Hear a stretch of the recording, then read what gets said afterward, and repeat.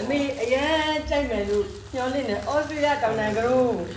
အမေသမီးရဲ့ဈေးကြီးတာတွေဒါတော့အမေလက်မခံ အမေကိုတမန်ကရိုးကျင်တော့ဒါကကြောက်အိန္ဒိယနဲ့တဖြူဒါကကြောက်လက်တဖြူ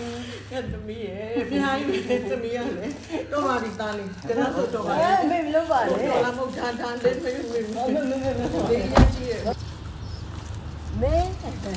မမေနဲ့သားစားအောင်တဲ့အချိန်မှာမမေရှိမှာအရင်ဆုံးဦးဖြတ်ပြအနုပညာလောကတွေကအားပေးတဲ့အမေတော်ခင်ခင်သူ့ပတ်စံလေးနဲ့သူ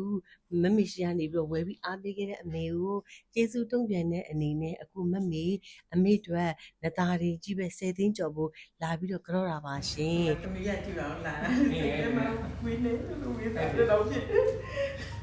အမေနဲ့မမေနဲ့ကမတွေ့တာ15နှစ်ကျော်လောက်ရှိပြီအမေကမမေနဲ့ပြန်လဲတွေ့ရောအမေအရန်ဝမ်းနဲ့ဝမ်းသာဖြစ်ပြီးတော့မမေကကြည့်ပြီးမမေနဲ့စင်ကောင်းဖြစ်ခဲ့ရပါတယ်ဒါအမေအရန်ကြိုက်မယ်လို့ညှော်လင့်နေဩစတြေးလျတောင်တန်ကရိုး အမေသမီးရဲ့ဈေးကြီးတာတွေဒါတော့အမေလက်မခံ အမေကိုတမန်ကရိုးကျင်တော့ဒါကကြောက်အိန္ဒိယနဲ့တဖြူဒါကကြောက်လက်တဖြူ သမီးရဲ့ဖျားကြီးသမီးရလေတော့ပါဒီသားလေးကျွန်တော်တော့ပါ အမေမလုပ်ပါနဲ့ တော်လာမဟုတ်တာလေးမေးမေးလေးရကြီးရဲ့မေးကြည့်ပါ ဘာမှမဖြစ်ဘူးဒါလေးကကြောက်လက်တဖြူဒါကတောင်တန်ကြီးတောက်သွားကနမတ် တို့လုံးလုံးရတာကလေးတွေလုံးလုံးရတာပြင်ပန်းနေအမေနေနေသားတယ်လုံးလုံးရတာပြင်ပန်းနေ မကြည့်အမေကလက်သက်ကြီးနေဝတ်တယ်လို့အမေဒါအိန္ဒိယလက်သက် အဲ့ဒါတော့ကြိုက်တယ်အဲ့ဒါတော့တောင်းဝင်မယ်ဒါတွေတော့အမေ အမေမရဘူးဘယ်ကမှတိုင်ရသမီးကိုဒါလေးကလက်တဖြူစက်တီးခဲ့ဒါအမေ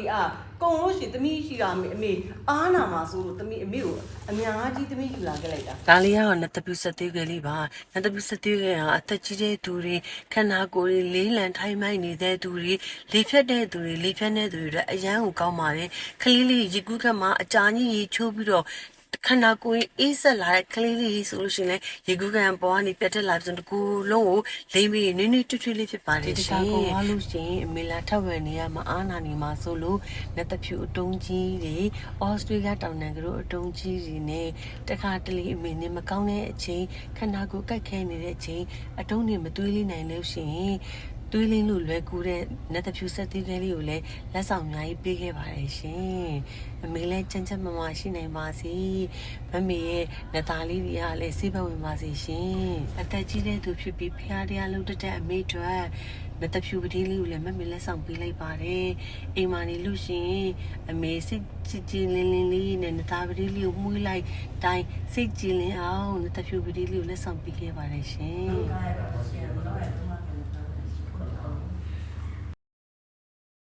ဒီနေ့တော့အမေကိုကတော့ပြီးတော့မမေတို့မိသားစုပြန်လာခဲ့ပါတယ်ရှင်လာစဉ်လာတိုင်းလေ